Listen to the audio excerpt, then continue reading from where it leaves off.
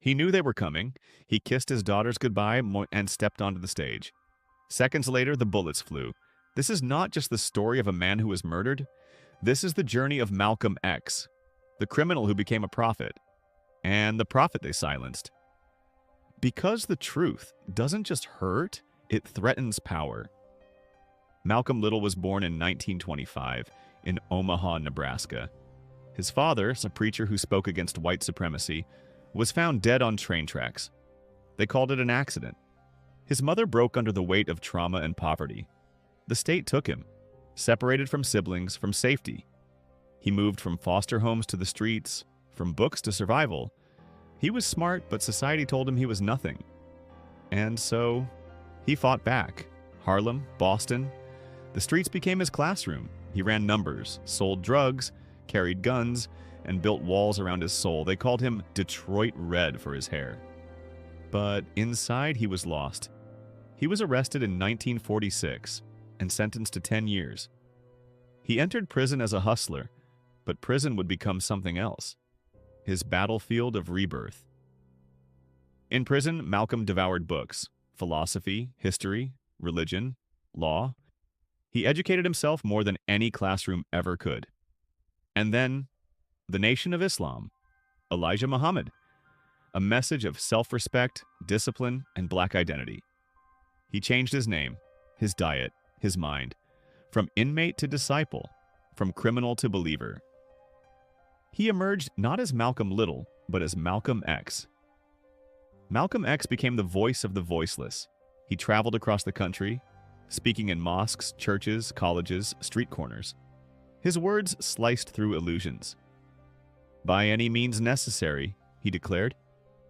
He didn't beg, he demanded. America wasn't ready for Malcolm, and the FBI? They watched, they recorded, they feared. In 1964, everything shifted. Malcolm broke with the Nation of Islam, a group he once defended with his life.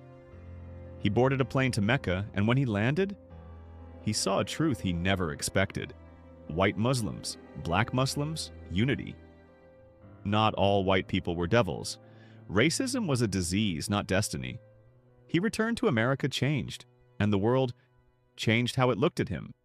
He spoke of peace, but lived in fear. Death threats mounted. His phones were tapped. The Nation of Islam turned against him. So did the government.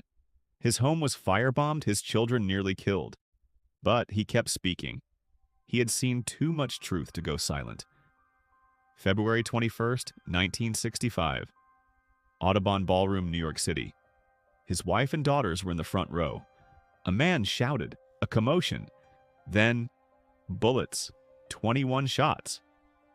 Malcolm X fell. His family screamed. The crowd fled. The man who once called for justice with fire was silenced with gunpowder. 3 men were arrested, but the conspiracy ran deeper.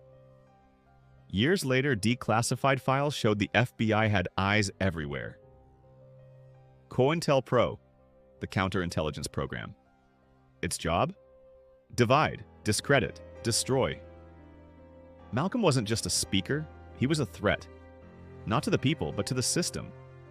They took his life, but not his message. Malcolm's words live on, like in protests, in classrooms, in hearts. He taught us that growth is possible, that truth has a cost, and that silence is not peace.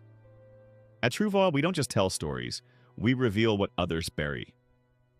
Subscribe and uncover the truth.